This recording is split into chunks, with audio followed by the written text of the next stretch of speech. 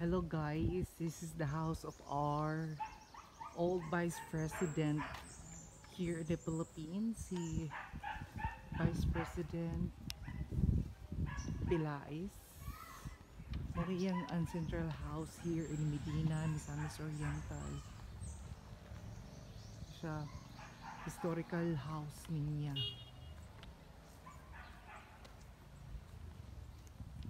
And this is mag-vlog ko ani karon. Kaso lang nagulat ako sa mga tao.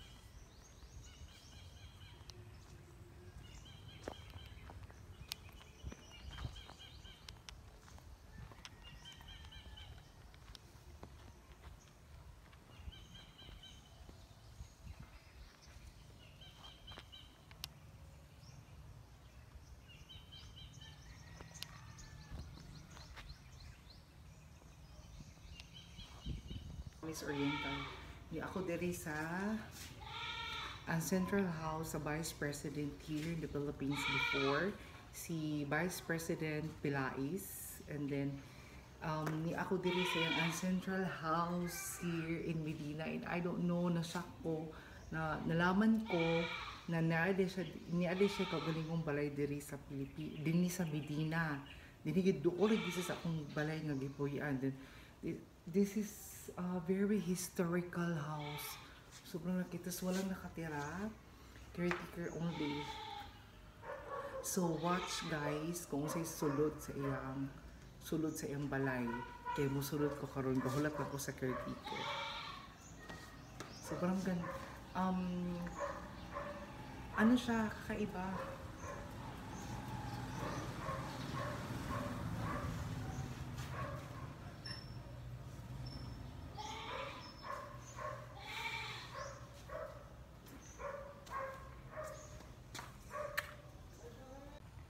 Hello guys, ayan, musulod na ko guys, mo ni iyang kanang entrance. Doon siya kapintuan. Kito ang isa. Mao po ni siya isa. Ay, daghan di ay. Oh my God, mo ni iyang mga balay sa unang. Ang 1, 2, 3, 4, 5. Muna siya entrance. Mga cabinet ni before nga wala niya ginagamit. Ito, paakyat na sa taas guys. Muna siya.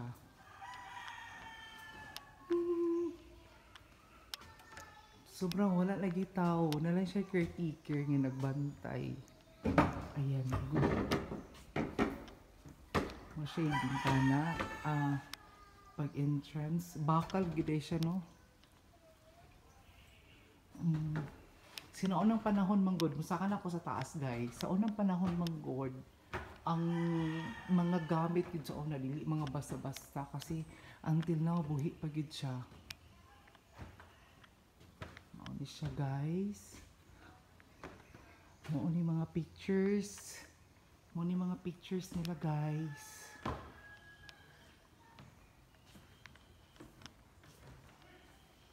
This is the pictures, sinaunang panahon to nila, si Don Gregorio Pilais Sr.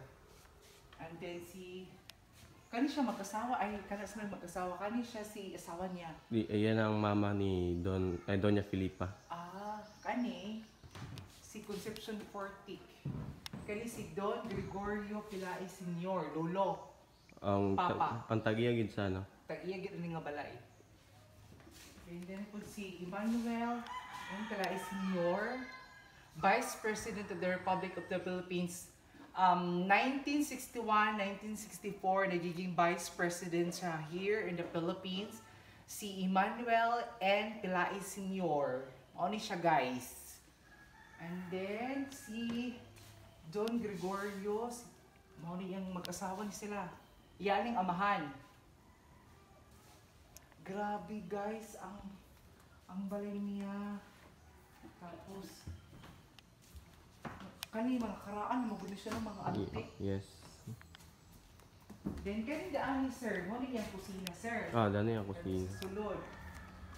Sulod ko ha. Mo ni ila ang Guys, mo ni ilang dining table. Sobrang ganda. Ang haba. So marami silang kumakain dito. 2, 4, 6, 8 na chairs na pwede siya available. This one is pang coffee break time nila. Ayan yung mga baso nila, mga antique to. Siguro kung bilhin to ngayon, sobrang mahal.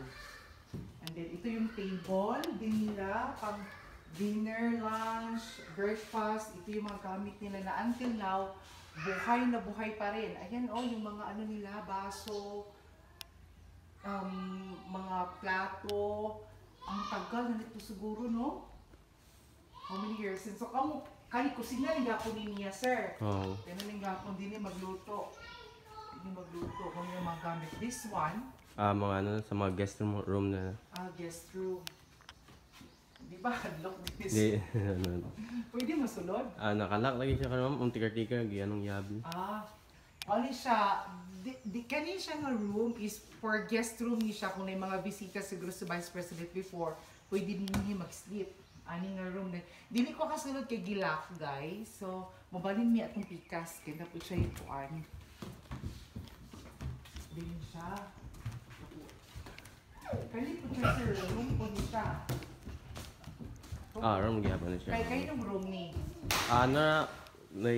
Gasti karon sa ano, diver sa Duca Bay. Murag. Dili guys ni karon. Gasti karon ya taga Duca Bay. Dili po siya hadlok. Hindi man sa dumping. Wala guys ti ani nagilakan ni siya. Pero kaya nung room niyan before. Adi, ano, tikar-tikar gyud ang Caretaker lagi siya. Moni ang iyaang sala guys. Sobrang ganda guys. Ito na, oh my god, ang salamin niya guys. Yung aparador. Cabinet niya to before. Hanggang ngayon buhay na buhay pa rin. Ang sobrang ganda guys. Ano kayo ginamit ang kahoy nito? Ito, room din to siya. Na mayroon din nag-stay.